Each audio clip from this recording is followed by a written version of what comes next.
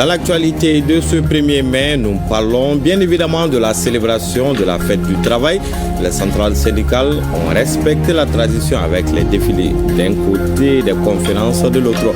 Les précisions sur cette célébration à Bamako et dans certaines capitales régionales dès le début de ce journal. Nous aborderons aussi la question de l'éducation familiale avec l'association Warganjo qui vient justement de tenir une conférence sur le thème Maraka Sekiso ou le retour de l'éducation familiale et sociale. Très heureux de vous retrouver, mesdames et messieurs, bonjour et bienvenue aux informations. Jeudi 1er mai, le monde du travail célèbre ce jour la fête du travail. Les travailleurs du Mali, syndiqués au sein de l'UNTM, l'Union nationale des travailleurs du Mali, ont défilé ce matin sur le boulevard de l'Indépendance, comme vous le voyez sur les images. Un défilé qui a réuni des milliers de travailleurs de toutes les corporations membres de l'UNTM. Une dizaine de ministres ont répondu présents à cette cérémonie. Le secrétaire général de l'UNTM, Yacouba Katile, a déploré les difficultés auxquelles les travailleurs sont confrontés. Il a notamment fustigé un syndicalisme de connivence complice des abus ou silencieux devant l'inacceptable. Toute chose que le syndicat se doit de combattre. Le secrétaire général de l'UNTM interpelle le gouvernement face à ses responsabilités. Il rappelle que le patriotisme qui a présidé à la signature du pacte de stabilité et de croissance est loin d'être une faiblesse. Il a dénoncé, entre autres, la montée de l'injustice à la cherté de la vie, du chômage et de la corruption. Face à ces dérives, il appelle à un sursaut national. Pour sa part, le ministre du Travail, de la fonction publique et du dialogue social a égrené les multiples réalisations dans le cadre de l'exécution et le suivi du pacte de stabilité sociale et de croissance.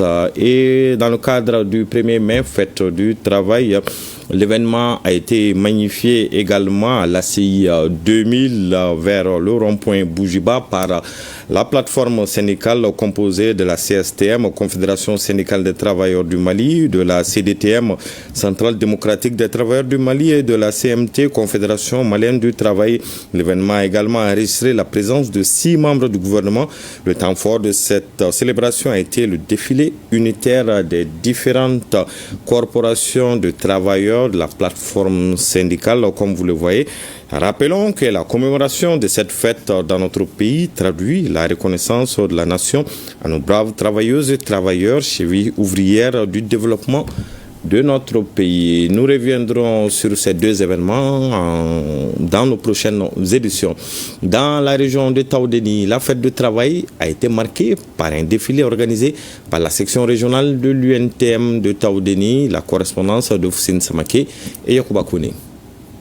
La célébration de la Journée internationale des travailleurs dans la région de Taoudéni a été marquée par un défilé des représentants des différents syndicats affiliés à l'UNTM. L'Union régionale des travailleurs de Taoudéni place cette fête des travailleurs sous le signe travailler dans la dignité, défendre la justice sociale, préserver la nation. Cela dans le cadre de la bonne compréhension entre les travailleurs et leurs employeurs. Le 1er mai est une opportunité pour tous les travailleuses et travailleurs du Mali de faire le bilan des conquêtes sociales, d'engager la réflexion pour relever de nouveaux défis et de rendre hommage à l'ensemble des travailleurs de la région de Taoudéni pour des efforts consentis. Et c'est de là le monde qui sont tombés sur le champ d'honneur de la lutte syndicale pour améliorer les conditions de vie des travailleurs. Les temps sont durs, mais de lendemain meilleur nous attend. Si nous restons unis, solidaires pour aller à l'essentiel, sauver notre pays. Des messages relatifs à la cohésion sociale, au pacte national de stabilité, la défense des intérêts des travailleurs, le soutien aux FAMA, entre autres, ont été véhiculés au cours de cette journée. Chers travailleurs, notre pays est à un tournant important de son histoire. Il appartient à nous, travailleurs, de soutenir les plus hautes autorités dans leur inlassable combat pour garantir à notre pays sa souveraineté, ainsi que leur détermination à réunir les conditions de refondation de notre nation. Cette 142e journée internationale des travailleurs s'inscrit dans le cadre de la mobilisation des travailleurs américains pour réclamer la journée de 8 heures de travail le 1er mai 1886. En ce 1er mai, la division régionale du syndicat national de l'administration de l'État, SINTAD Tombouctou, affilié à l'UNTM, en partenariat avec l'INPS et la CMSS, a tenu une formation pour renforcer les capacités de ces militants sur les rôles et les missions des syndicalistes. Les précisions sur cette session avec Saloum Konati. Syndicalisme, développement historique et fondement juridique, c'est le thème de cette formation initiée par la division régionale du syndicat national de l'administration de l'État, SINTAD Tombouctou, en partenariat avec l'INPS et la CMSS. Cette approche vise à outiller les membres et militants de cette division régionale affiliée à l'UNTM sur les rôles et missions du syndicat. Cette formation est venue à point nommé. Ceux des travailleurs, ils ont montré l'exemple. C'est ainsi que nous voulons de tous les autres travailleurs, des autres divisions, emboîter le pas pour que désormais chaque division cherche à faire des formations pour ces travailleurs. C'est ce qui relève du syndicalisme. Les responsables des deux structures concernées se réjouissent de l'initiative. Le syndicat aujourd'hui est un partenaire privilégié de l'INPS parce que nous gérons une cause sensible.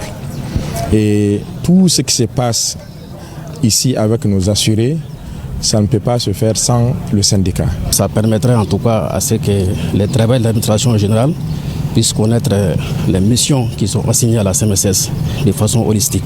La pratique du syndicalisme n'est pas un hasard, elle doit être maîtrisée afin d'éviter toute dérive. Aujourd'hui, vu les difficultés que nous avons dans la région, on a souhaité vraiment voir tous les travailleurs de l'État et que l'informel, c'est-à-dire c'est de nous concentrer pour être bien formés, pour mieux comprendre les outils, quand il faut demander et comment réclamer. Notre souci, c'est quoi aujourd'hui?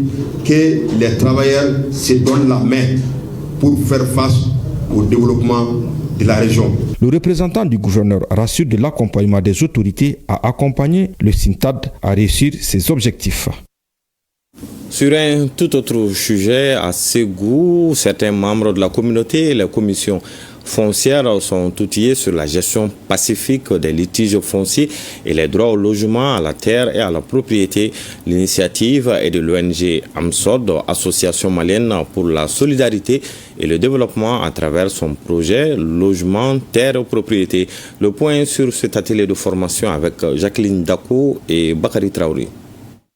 Le développement des stratégies de prévention des conflits fonciers, l'amélioration de la gouvernance foncière locale, voilà quelques axes sur lesquels les communautés locales et les commissions foncières de la région de Ségou sont formées.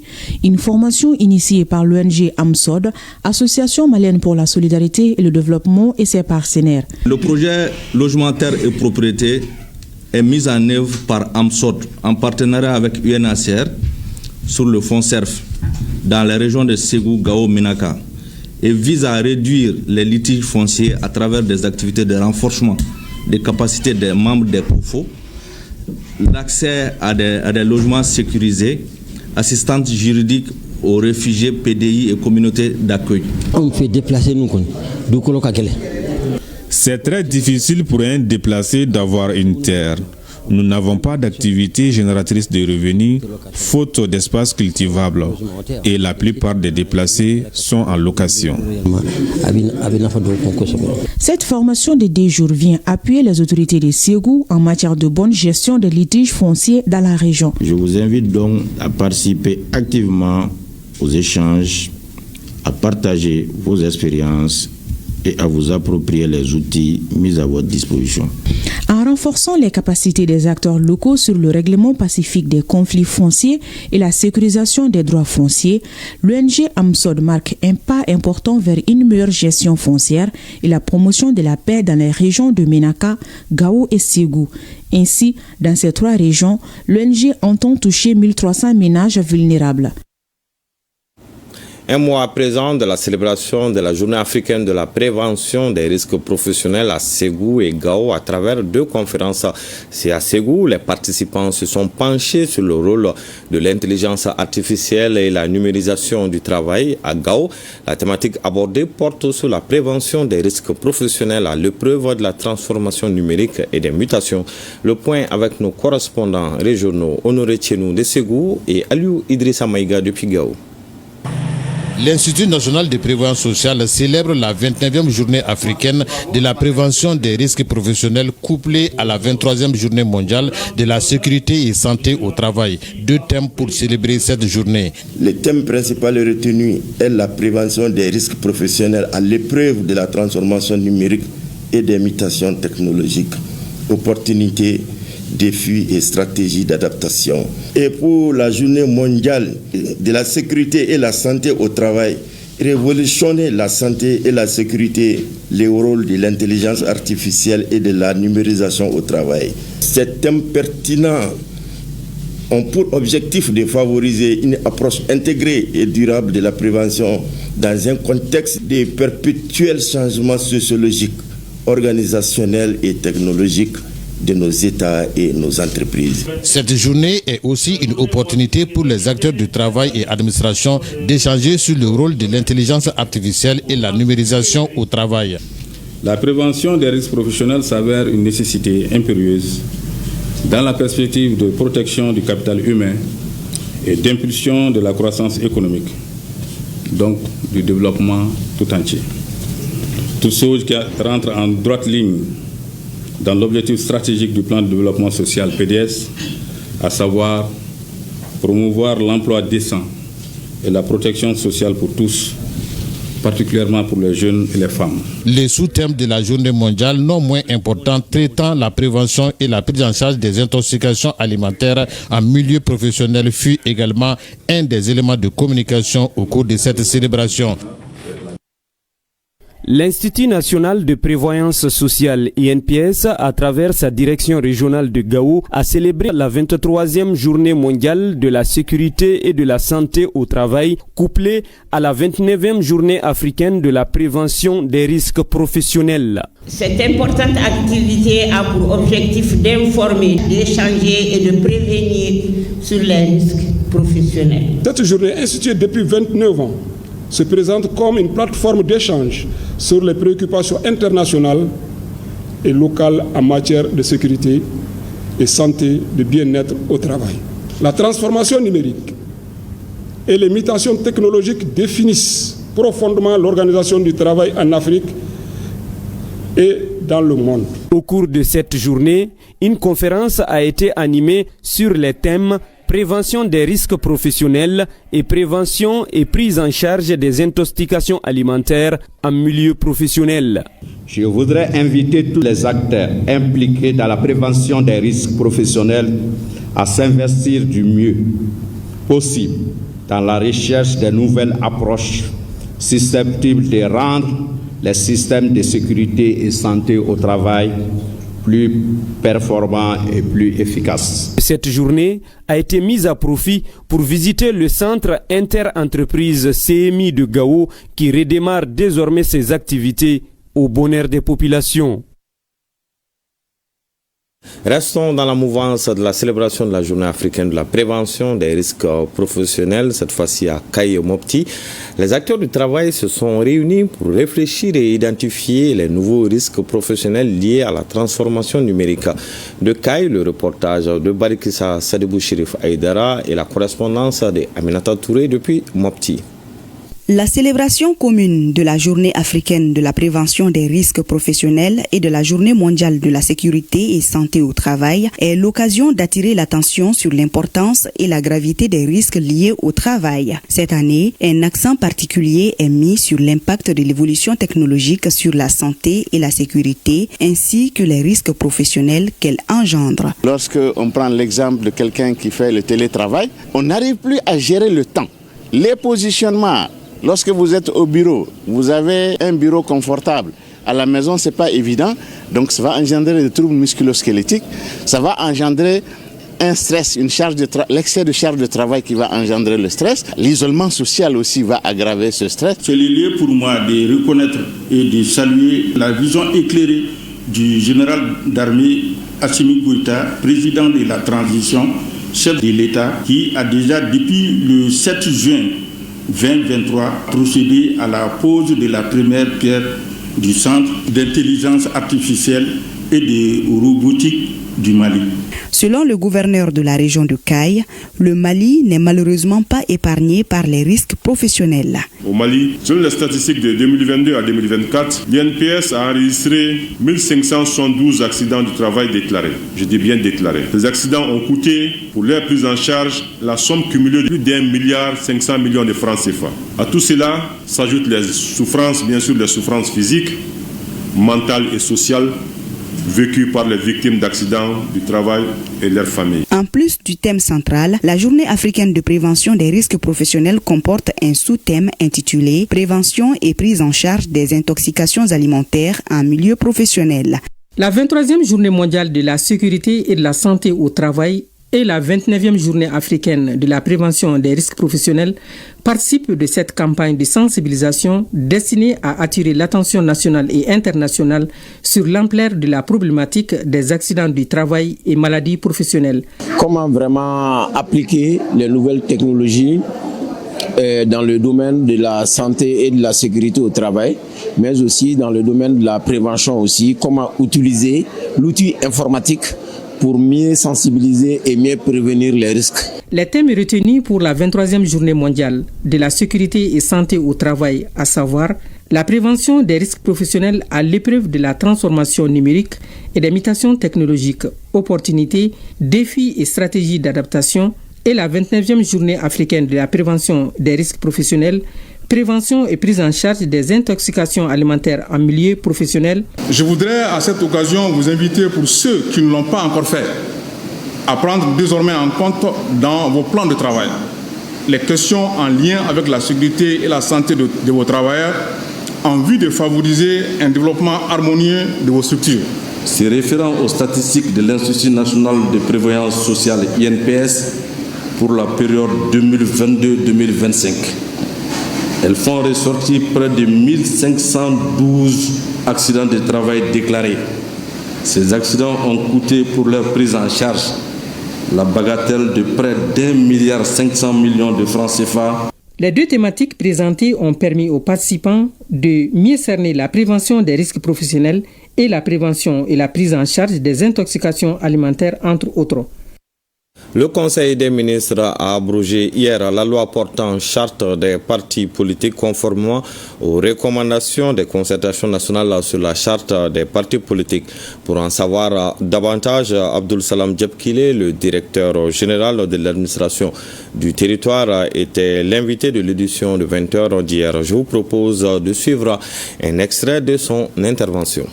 Bien que la dissolution ait été l'une des recommandations fortes, le gouvernement est dans une démarche méthodique et législative. Il y a une loi aujourd'hui qui régit les partis politiques. Et cette loi, son abrogation a été demandée par les forces vives. Et encore une fois, il faut préciser que sous l'empire de cette loi, des accusations sont faites, notamment au ministère de l'administration territoriale et de la décentralisation, pour dire que cette loi est assez insuffisante et qu'elle permet la création de plusieurs partis politiques. Et donc, pour dès maintenant anticiper, le gouvernement a décidé de l'abrogation de cette loi, mais qui ne met pas en cause l'existence des formations politiques actuelles. Je vous le disais dans les titres, l'association Warganjo, qui veut dire Votre Défense, a organisé samedi 26 avril dernier une journée d'échange sur le thème Maraga Segusso ou le retour de l'éducation familiale et sociale. Cette activité qui s'est tenue au Conseil de cercle de Kati a permis de mettre l'accent sur le rôle de l'éducation au sein des familles et surtout dans la société. Le compte rendu de Soumaou Aïdara. L'association Warganjo ou Votre Défense est dédiée à la promotion des droits et à la valorisation de l'éducation. C'est pourquoi l'association a rappelé l'importance de replacer les valeurs éducatives au cœur du tissu familial comme socle d'une société forte et responsable. On doit faire des mobilisations, des sensibilisations pour que les parents doivent changer leur éducation envers les enfants et commencer à corriger les enfants, de ne pas les laisser à aimer. que les parents prennent leurs responsabilités. Le thème de cette conférence est Maraka Segiso, qui peut se traduire par promouvoir l'éducation dans les familles. Avec ces concepts, l'association Ouargandjo appelle la population de Kati en particulier et du Mali en général de s'impliquer davantage dans les actions locales visant à améliorer l'accès à l'éducation. L'éducation est très importante dans notre société. Une personne bien éduquée aide son pays avec des actes de bienveillance au-dedans ou au dehors du pays, car elle représente l'image de sa famille. Éduquer une personne, c'est de lui donner nos valeurs sociétales. J'ai beaucoup apprécié cette rencontre, car j'ai appris sur la bonne éducation. Les parents doivent jouer leur rôle et les enfants doivent les écouter pour une vie harmonieuse au sein de la société. Cette rencontre ambitionne de bâtir un avenir meilleur par l'éducation, souligne Diko Koulibaly, présidente de l'association Ouargandjo. À la fin, les dangers liés à la perte de l'éthique et de l'identité dans la société Dogon, le sujet était au centre d'une conférence dans le cadre de la 4e édition de la Nuit de Kama. Le conférencier Amadoun Kassogué, président de l'association culturelle de la troupe So, a largement entretenu l'assistance sur cette question vitale pour toute communauté. Les points saillants de cet échange avec Agibou Koulibaly depuis Badjangara. C'est dans une foule comble et attentive que Amadoun Kassogué a pris la parole au cours de cette nuit de Kama au cœur du pays Dogon. Le thème de la conférence, c'était la perte de l'éthique et de l'identité Dogon et ses conséquences fâcheuses. L'objectif de cette nuit de Kama, c'est pour réitérer toutes les valeurs de notre culture que nous sommes en train de perdre. Selon lui, la société Dogon traverse une période critique marquée par l'érosion des repères ancestraux et l'affaiblissement des valeurs fondamentales qui ont longtemps assuré sa cohésion. Le tourisme, l'une des causes les plus profondes de la perte de notre identité, et les religions. C'est maintenant que nous voyons que ces causes-là étaient des causes fâcheuses qui pouvaient avoir des retombées néfastes sur notre culture. Il a invité la jeunesse à se réapproprier ses racines tout en appelant les autorités coutumières à jouer pleinement leur rôle dans l'éducation morale et culturelle. Dans la culture dogon ancestrale, il y a beaucoup de choses positives que négatives. Donc il faut que nous puissions nous inspirer de toutes les valeurs qui faisaient du Dogon l'homme vertueux, qui faisait du Dogon, qui donnait au Dogon sa valeur. Encadré par des prestations artistiques riches en symboles, danse, chant, la conférence de Amadoun Kassogué a servi de pont entre émotion et réflexion. Une parole salutaire dans une ambiance festive qui rappelle que la culture, bien plus qu'un spectacle, est un levier de résilience pour un peuple en quête de sens et de repères. C'est bien dit, Agibou Koulibaly. Ainsi prend fin ce journal. Prochain rendez-vous avec l'information à 20h avec Kadjatou Kone. En attendant, passez d'excellents moments en compagnie de nos programmes.